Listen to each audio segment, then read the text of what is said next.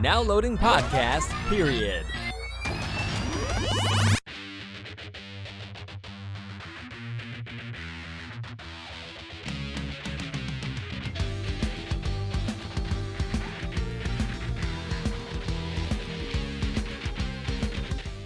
Hello, everybody, and welcome to Podcast Period.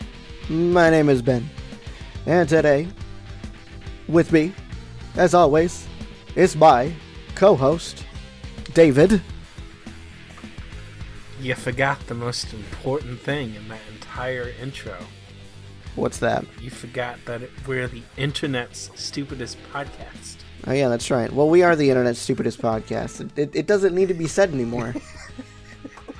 It's just an inevitable thing. Okay. That's just how it goes. Are we Thanos now? Are we just inevitable? I am inevitable. That's not even how he talks. It doesn't matter, though. And I am Iron Man. You're part of the show. You are Thanos. You can't be Iron Man and Thanos. Yes, you can. No, you can't. You have to have the yin and the yang. You are on one side or the other. You can't be both. You're Thanos. I'm Iron Man. You are part of the show. You are the co-host. Darn you. Anyway, as always, the story goes here. Inevitably, we're going to start out with some news topics that we have cherry-picked from the nether regions of the internet. Sometimes literally. The first story we have is about the, it's not necessarily the Beyond Burger, but it's the alternative meat industry, the same industry that has birthed the Beyond Burger.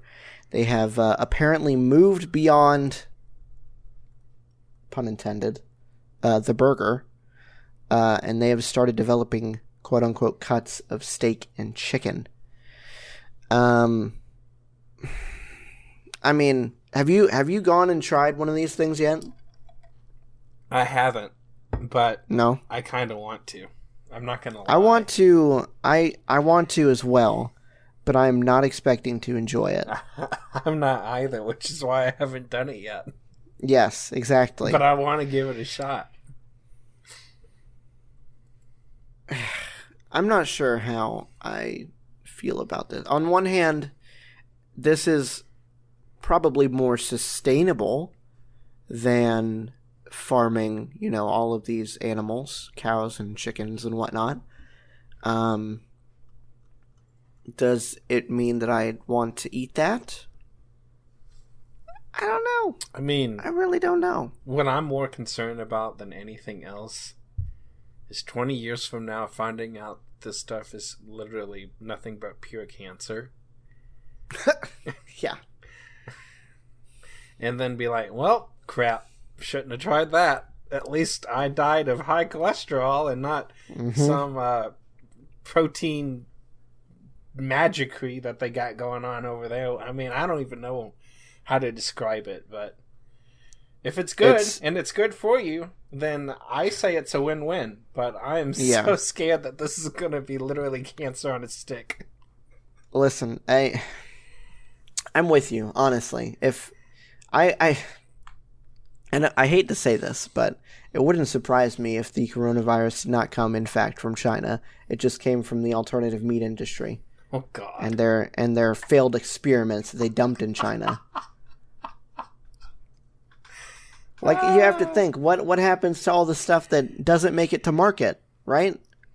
I mean, one would think that they would dispose of it responsibly, but come on, this is corporate America we're talking about here. They dump stuff into rivers, they kill fish, they kill people. They don't care. May as well dump all their mutated chickens in China. Nobody's gonna get sick from that, right? Yeah, it's just like cat. I think I've just started a conspiracy theory. That's what that feels like. Hey, if it works, it works. Nobody has to know. Exactly. If the Illuminati text you later, though, I want to hear about it. If you're alive to talk about it, that is. I mean, I guess we'll find out, you know?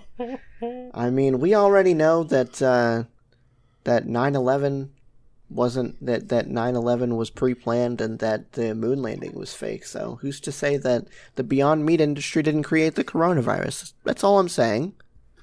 That's all I'm saying. Okay. Yep, we're definitely getting a call from the FBI later. Okay, so next on the docket, David has brought another topic. What you got? Well, it's kind of a sad topic, but it was a homegrown topic, anyways. I mean, it used to be home for the both of us, so I kind of figured Homegrown for you now, yeah, not so much for me, but but anyways, a lot of you may already know, especially if you've paid attention to any of the news cycles that didn't have anything to do with stupid coronavirus. There was a huge Super Tuesday tornado outbreak here that hit the mid-state of Tennessee and southern parts of Kentucky. Unfortunately, it was a catastrophic event. There was multiple casualties involved. I think the last count was 26. 25 like directly related to it, like injuries sustained within the actual storms themselves, and I think one medical related issue that wasn't because of the storm necessarily, but it was involved with it. The biggest one being an EF4 tornado that tore through Cookeville, completely wiped foundations straight off their houses, straight off their foundations. Jeez, I can't talk today. Being the worst tornado that has hit Tennessee, I think they said since 1955. Wow. That string of tornadoes. That one was the strongest one of them, but the one that hit downtown Nashville, Mount Juliet in Lebanon, that was like 64 something miles that it was on the ground. That was the longest track tornado they've ever had since the 50s. It then dropped again later on, and that's when it hit Cookeville. That just happened to be the strongest part of the storm. It wasn't the longest part that it was on the ground because it hopped and jumped like 5 or 6 times in that one supercell, but it was pretty good. Unfortunately, Nashville did get a direct hit from it. It was at least an EF2 through parts of the western part of town. John C. Toone Airport took a direct hit from that. There was over $98 million in damages just at John C. Toone. And that wasn't even the strongest part of the storm. It got a little stronger as it went through parts of East Nashville and stuff. So they got hit pretty good again. This is the third tornado that has gone basically down that same path through Nashville, where it started in West Nashville and then ended off in East Nashville. 5 points is the intersect path of all three of those tornadoes. They had one in 33, the big one in 98, which was the biggest one to hit Nashville until last Tuesday anyways, and then that one on that day. All went through the exact same spot in 5 points, so wow, kind of weird. A little bit. Yeah. A little bit. Yeah, so lots of damages. Hopefully everything's okay here in the near future. They're talking about severe storms again tonight, so there's a lot of people on edge that are very nervous about that. And they're talking tornadoes as of time again. of recording, yes. yeah. So, what is today? Tuesday? Not Tuesday. Thursday the 12th. So, we'll see. Hopefully nothing happens again tonight, but... Yeah. You have to think, like, as random as weather is, there's got to be some sort of pattern to it. So, you know, like, as coincidental as it may seem, there was probably some sort of pattern that led to the 3 different storms just coinciding in path. Yeah, it's as far apart as they were. It's crazy how they all went through the same spot. Mm-hmm. And it was also the second huge tornado outbreak that happened on a Super Tuesday. It was Super Tuesday 2008. That was a much wider, widespread event. It didn't hit Tennessee as bad. It was more in other states. But we were involved in that one too. But another Super Tuesday outbreak.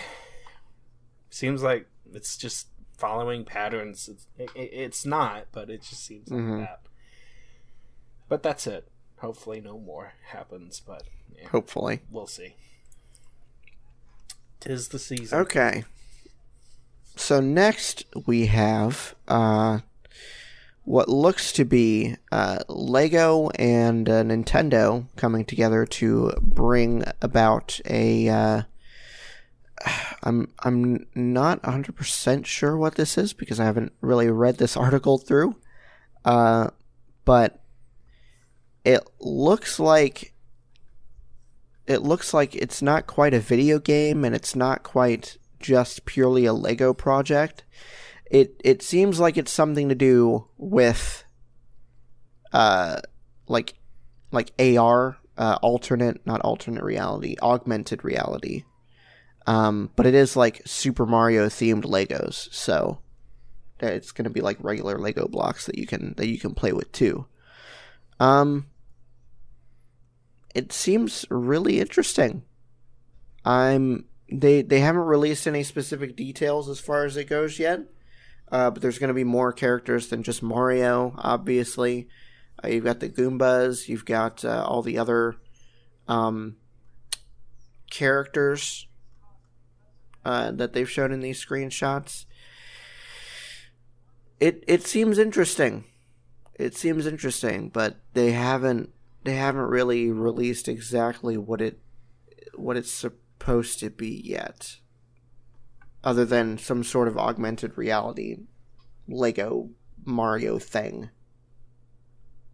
It looks really cool. Like it does. It does. Clearly not something for adults or older kids, but like 7-8-year-olds. This looks like this is going to be like the bomb. Oh yeah, like that just looks like, amazing. This is like 8 to 12-year-old, or maybe not 12, like 8 to 10-year-olds. Yeah. This would be like the perfect thing for. I like it. Looks cool. We'll have to see how they implement it as far as the rest of the technology, because you're right, that doesn't look like they've done very much explanation on that as to how it's supposed to work. They just did a fancy little computer screen in the middle of a little Mario Lego block looking thing that has music and stuff going on and just smashing different blocks as you go down the path. It's like, okay, that looks cool. Yeah. But it doesn't explain how that works at all, so good job there. Okay. What did you find? I found the world's smallest dinosaur. Well, you didn't find it literally, but you found an article about it. So, apparently, scientists discovered a new species of dinosaur that was found in approximately 100 million year old amber. So they found the Jurassic Park. Here we go. Exactly, exactly. So it was a bird-like skull that was found inside of this piece of amber of a tiny new species. In a northern site of Myanmar. So there's some new evidence of small, I would say hummingbird type creatures. I mean, hummingbirds are really small. If the skull fits in a piece of amber, it doesn't say exactly how big the piece of amber was, but I'm imagining, just like you said, Jurassic Park sized amber.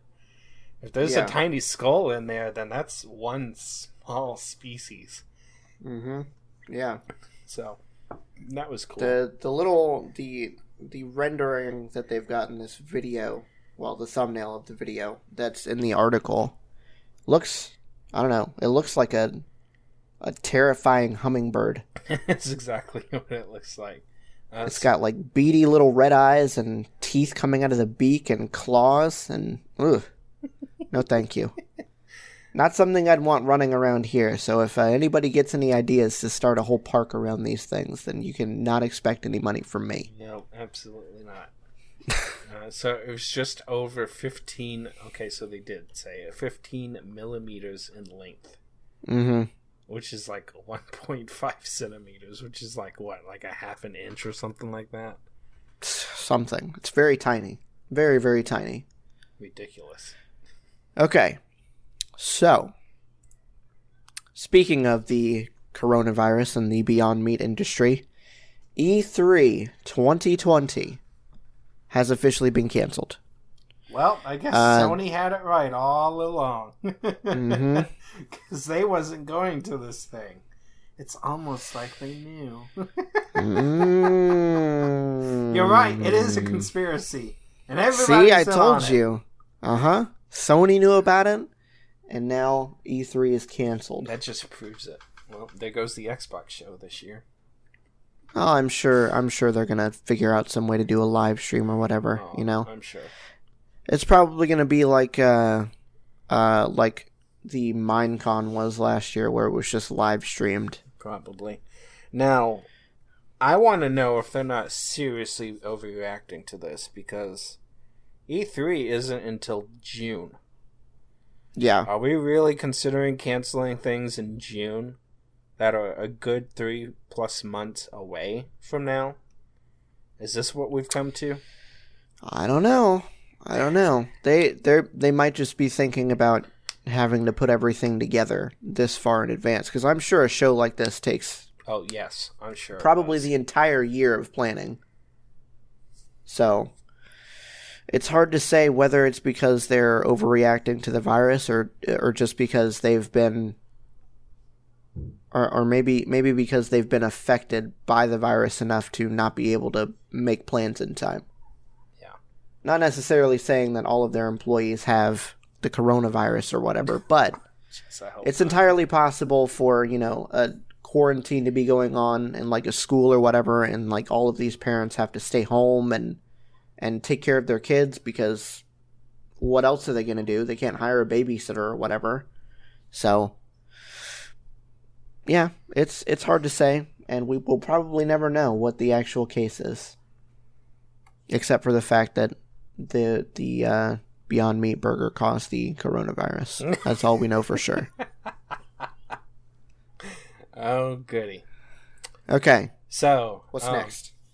In an article directly refuting everybody else's reaction to the coronavirus, SpaceX is not, I repeat, not slowing down amid coronavirus concerns as Starlink constellation grows again. Now, for those who don't know what Starlink is supposed to be, it's Elon Musk's huge satellite internet program that they want to launch like 1,200 of these stupid satellites up into low Earth orbit to get high-speed broadband to everybody with low latency across the country and across the world, regardless of where you live. So maybe there'll be 10 megabit download speeds for everybody. Woohoo! Maybe 30. Maybe satellites can do 30. I don't know. I don't think we said really anything about specs or anything about it, but I mean, you have to assume, right? They're saying here that they plan to have 1,500 in space by the end of the year, and eventually, if things go to plan, they're going to have 42,000 satellites. So it's entirely possible that these satellites you could be getting a signal from more than one satellite at once. Yeah, I could see that too. I mean, it's hard to say because we don't know the engineering specs and everything, and we don't know exactly how the whole thing is going to work. But 42,000 satellites across the entire world, that's a lot. Which has led some to actually speculate that this will actually hinder other installations, countries, and programs from being able to observe space. So they're concerned about the astronomical setbacks because of these satellites reflecting too much light back and and ruining the eyes of observatories across the world because, well, now you've got these things everywhere. They're going to be crisscrossing the sky in like huge chains constantly, and it's going to be really hard to see past these things if they keep getting in the way. So now you got people who are saying, no, we don't need this. Then we need to petition to halt this because they're reflecting too much light and they're messing up our studies. So I bet you that's something Elon Musk didn't think about. Probably not. Probably not. Just like he didn't think how well shooting a car into space was gonna work out. Imagine not being able to see an asteroid coming our way or a comet millions of light years away because the stupid Tesla Roadster is in the front of the stupid telescope just at the time you need to see it. Oh, I hope that's the case. That's how I want to die, because of a Tesla Roadster that got shot out into space. That's all I want. Okay, so the last topic of the night that we have is an announcement of the Half-Life remake game Black Mesa. This game, or this remake, has been going on for, I think, going on a couple decades now. I don't know if the article actually says when it originally came out.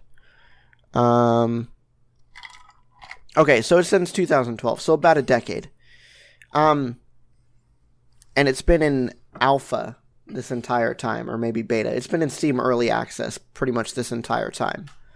And it finally hit 1.0 this week, which means they have completed everything that they set out to do as far as the remake goes. So they've remade everything, including the final chapter of Half-Life, the most divisive chapter, we'll say, Zen. I don't think you haven't played through that yet, have you? No. Half-Life? No. So you probably haven't heard of it, but it's a very divisive level or a chapter because it doesn't really fit in with the rest of the game. You're in like this alien dimension, and you're kind of floating around, and it introduces some new concepts into the game, even though, it's like the very last chapter of the game, so there's not really any point to doing that. And I don't know. I played through it a while ago. I honestly didn't see why everybody hated it so much, but I haven't played through this yet, so we'll have to see if this is any better, we'll say, than the original version was. But either way, you've got another way. You've got another way to have your Half-Life fix, besides the upcoming VR Half-Life. That's awesome. It's just what I needed. You know what you need? We both need to get indexes so we can do VR games. That was probably the dumbest idea they could have come up with, was just putting that game in VR only and having that limitation on it. You would think so, but Valve is staking so much of their time and resources on VR. It makes sense for them to do it. Whether or not I agree with it is an entirely different story, but I understand why they're doing it. Yeah, I mean, I get it, but I don't know if I like it, though. Okay, so now we're going to go on to the discussion topics, which both of us didn't really bring discussion topics. We kind of brought something different. Mine is an interesting little tidbit of a thing. I'm going to go ahead and send it to you real quick if you just want to follow that link. So somebody, whether or not this is true or not, because I know some of these I've forced a bot to write a screenplay things are sometimes faked, but this one was funny enough when I heard about it on the Nerdgasm podcast that I wanted to read it on air for our podcast. So that's what we're going to do. It's very short. It's like literally maybe a page long, because that's all it is. It's like the first page. But yeah. So there is, I think there's what? There's 3 characters that actually speak. So I'm going to be the narrator, and I'll be the Joker, and you can be Batman and Alfred. Okie dokie then. Okay. So, Batman. Interior, traditional Batcave. Batman stands next to his Batmobile and uses his Batcomputer. He's sometimes Bruce Wayne, sometimes Batman, all times orphan. This is now a safe city. I have punched a penguin into prison. Alfred, Batman's loyal battler, carries a tray of Goth ham. Eat a dinner, Mattress Wayne. An explosion explodes.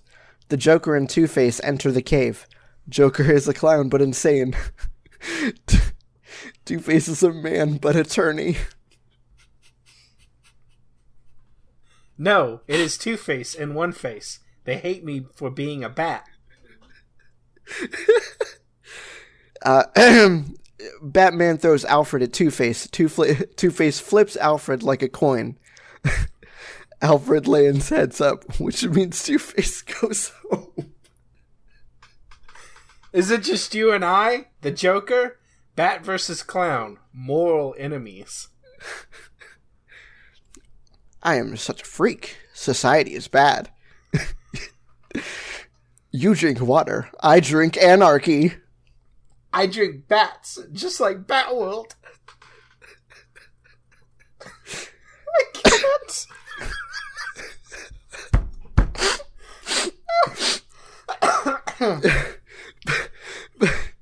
Jeez. Batman looks around for his parents, but they are still dead. This makes him have anger. He fires a bat rocket. The Joker deflects it with his sixth sense of humor, a clownly power. I have never followed a rule. That is my rule. Do you follow? I don't. Alfred, give birth to Robin. Alfred begins the process since it is his job. The Joker now has a present in his hand. He juggles it over to Batman. Happy Bat Day, Birthman. Batman opens the present since he's a good guy. It contains a coupon for new parents, but it's expired. This is a Joker joke.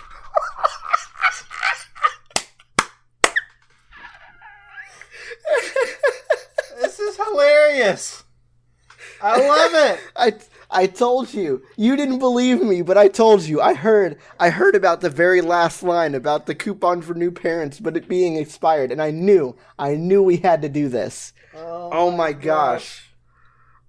I'm crying right now. Oh my gosh. You drink water, I drink anarchy. Oh my god. That's so stupid. Okay. Whew. What did you bring? What do you have? Oh, jeez. Not quite sure how you're going to follow that up, but... we're going to go back to some seriousness now. Or at least a little bit of it. If I can ever stop laughing, that is. Let's talk about some important events from this day in history. So, first up on the list, 1933, Roosevelt first fireside chat. I feel like not enough people talk about these anymore. People don't talk about history enough. I haven't heard about the fireside chat since like high school. Yeah, exactly. But this would like play so well into what's going on today. Mm-hmm. In some people's minds, anyways. Other people could care less, or they think everything's just fine. It doesn't matter what side you're on. You could use somebody who has an inspirational speech, trying to make everything positive and things like that, instead of the the constant mudslinging that we have nowadays. So, that was cool. I like that. 1894. U.S. Coca-Cola. Coca-Cola begins selling its first bottles in 1894, Vicksburg, Mississippi. Coca-Cola, the worst of the sodas. That and Pepsi. I don't know why people like Pepsi or Coca-Cola, because they are literally like the most like tasteless sodas out there. They taste exactly the same. In that they have no taste. They're just fizz. If you gave me a Coke and a Pepsi back to back, first of all, I couldn't drink it. But second of all, I wouldn't be able to tell you which one's which. It's all just stupid. And now we're going to get shot by other people for saying that. Oh, I'm sure. But you know what? Dr. Pepper is better. And you know what's even better than Dr. Pepper? Cheerwine. Cheerwine is way better I've than never anything. had Cheerwine. Cheerwine is delicious. You need to get some of that. It's the best soda ever. If I can find some around here, well, I'll have to get it for when you're coming down. 1912, USA Girl Scouts of America are founded. 1924, USA Tire Preservation. Now that one seems like it's a very important thing, considering why would you want to set rubber ablaze with big billowing clouds of black smoke? But apparently that was the thing, because it wasn't until 1924 where tips were printed in a local newspaper regarding the preservation of tires, the importance of rotating car tires or other vehicle tires. I don't know why, but I always just assumed that this was a thing. I thought like so that too. They just developed it when they were creating the car, but it makes sense that it wouldn't have been. 1945, poor Anne Frank dies because of a typhus epidemic in the concentration camps. 47, you got your Truman Doctrine. 1959, USA approves the admittance of Hawaii as the 50th state. Which is probably the most contentious admission of a U.S. state besides, like, Texas.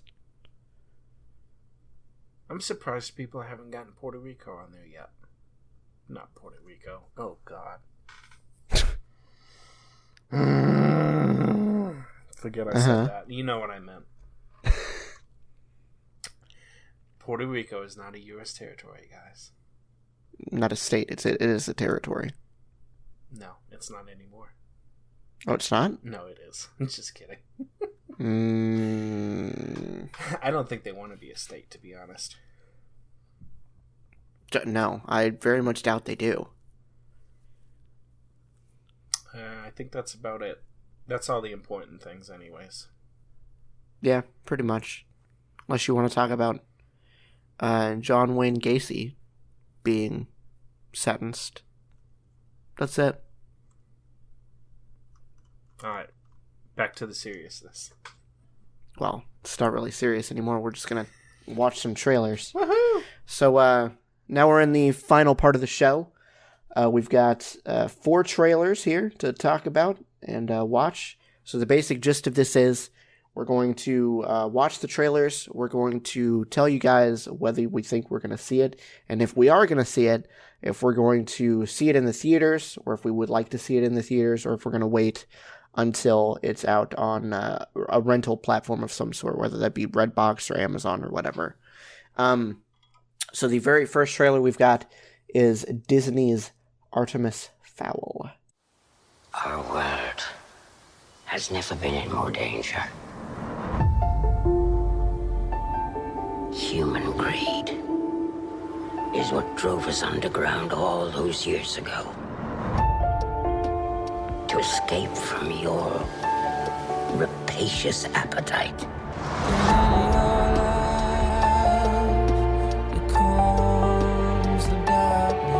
I warn you, boy.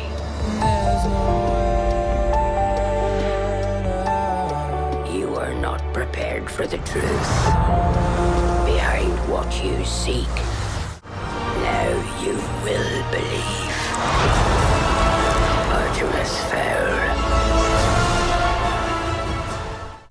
lost. I have no idea what this is. Is this based on a book or something? Yes, it's based on a series of books. Okay. I think I've only read like the first couple, but the books were actually really, really good. They're definitely more of like a young adult thing, so you kind of missed the boat on them. But I am interested to see where this movie goes because, like I said, I have history with these books. I've read them before. So I'm interested to see what they do with this.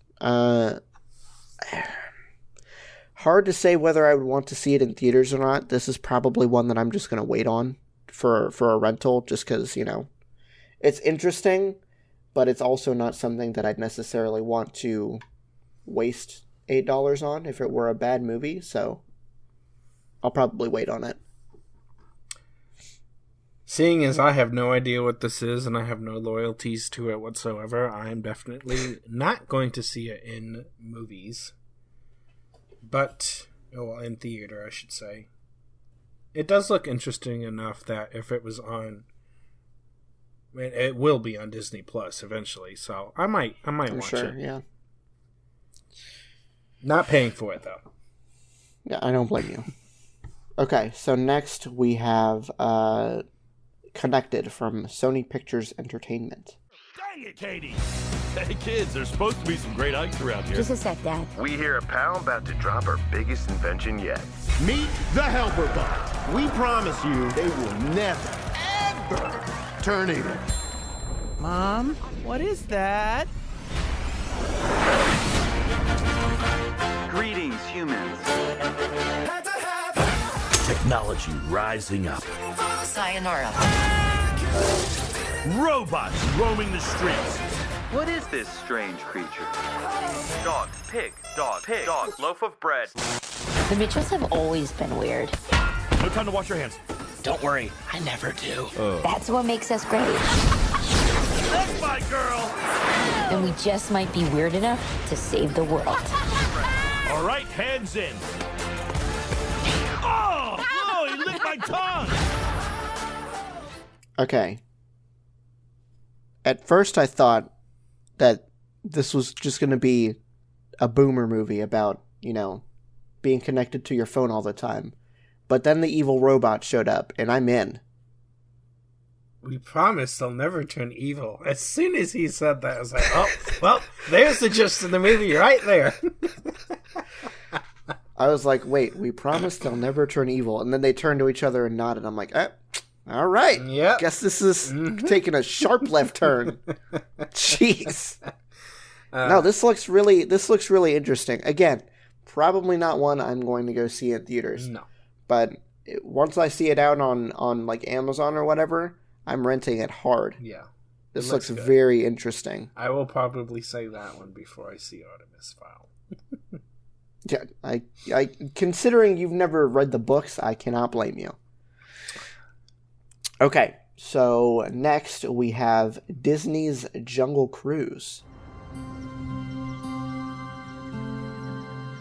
So what are you doing out here?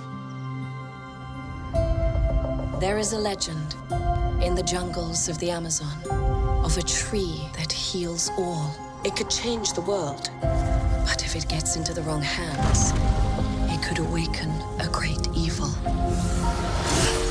I believe that the legend is real. Which it's not. And I'm going to find it. Which you won't. And when I do, just imagine the lives that could be saved. I've been looking for this tree longer than anybody. I've tracked the legend to every village, every island. Nothing. You're searching for something that can't be found. But you've never had the key. I don't know what it is these days, but it's almost like I'm beginning to see the CGI more and more. Like, I was going to mention that. I was going to be like, yeah, I know this is a trailer, and the effects aren't final, but good God, some of those faces go so deep into the uncanny valley, it is not even funny. And then I noticed it when they were doing the vine swing at the very end, that there were body doubles in one of the shots, like CGI body doubles. It was very noticeable. well, okay, I'm glad it's not just me. No, it was... It was sketchy. It was some sketchy CGI. Yeah. The face with the snake coming out of it wasn't bad, but as the trailer went on, you could definitely... it started to show its seams. Yeah. But as for the movie itself, is take a aside from the effects, because it could be just because it's a trailer. Yeah. Or, YouTube compression quality garbage, because good potentially. For them. See it in theaters, wait for it, not see it at all. This is going to be another wait for it, I think. This is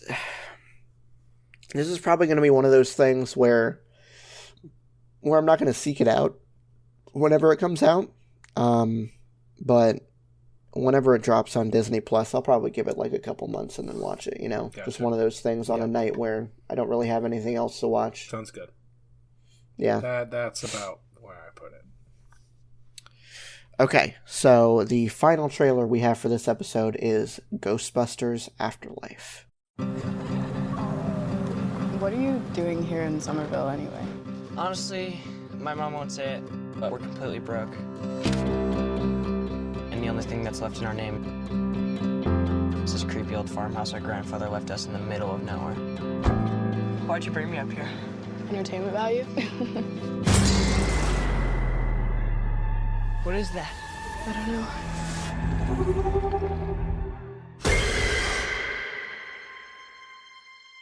Somehow, a town that isn't anywhere near a tectonic plate, that has no fault lines, no fracking, no loud music even, is shaking on a daily basis. Under the dining table now! Hey, remember that one summer we died under a table? I found this in my living room. Whoa, killer replica. A replica of what? A ghost trap? Come on, darling.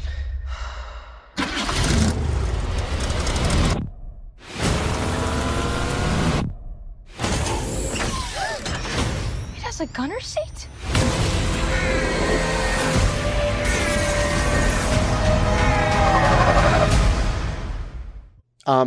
Excuse me? It's definitely not the 80s comedy that you remember Ghostbusters being, is it? No, it's not. But it still looks amazing. Yeah, it does. I'm actually really surprised. I'm so ready for this. I was not expecting anything looking this good. It's a trailer. I should probably set my expectations low because it is a trailer. But from the trailer, I am very interested in this movie. When's this one coming out? So interested. It says summer 2020. Don't think there's an official release date yet, but it says summer 2020.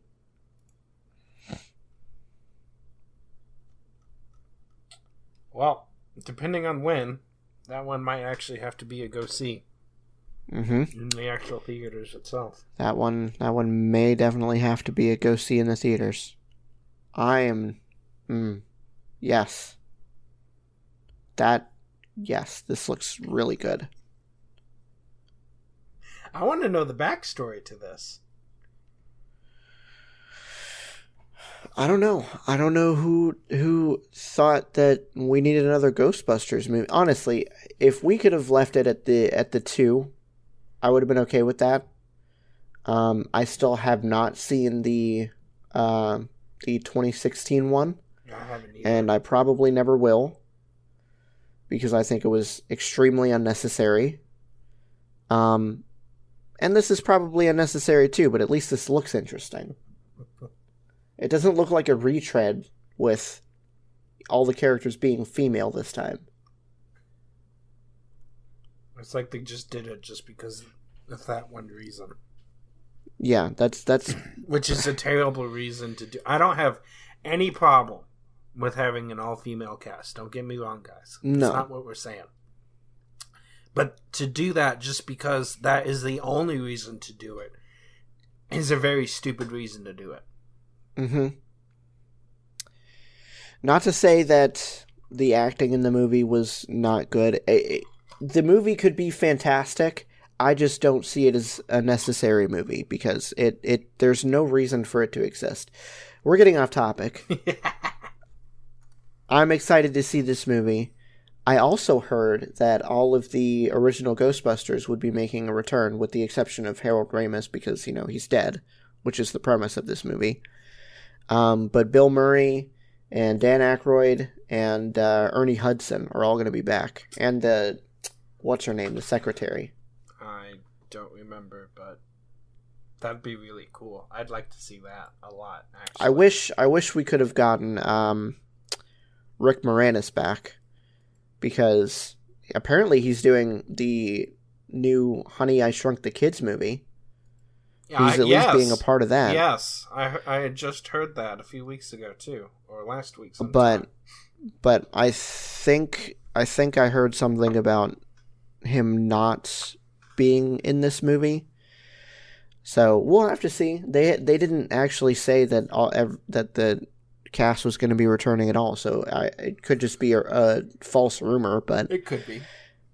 Who knows? We'll have to wait and see. It looks like a really interesting movie. And honestly, if the original cast wasn't in the movie at all, I think I'd be okay with that.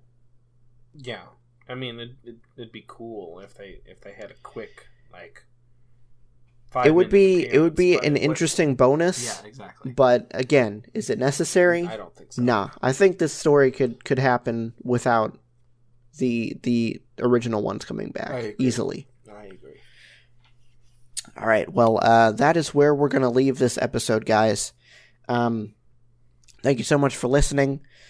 If you have any trailers you want us to see, drop them in the comments below or send us a message on Twitter. And yeah, we will see you guys next time. Bye. Bye, guys.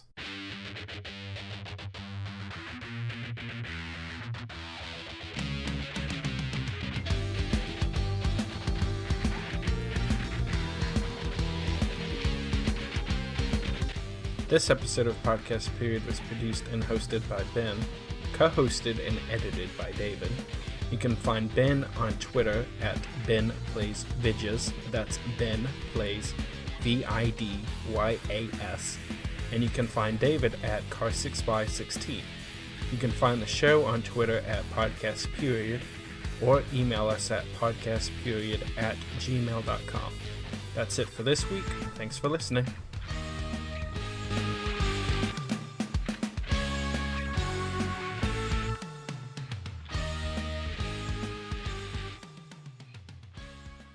This was a Nerdgasm podcast production. Well, that was another in a long series of regrettable life choices. Served at nerdgasmpodcast.com.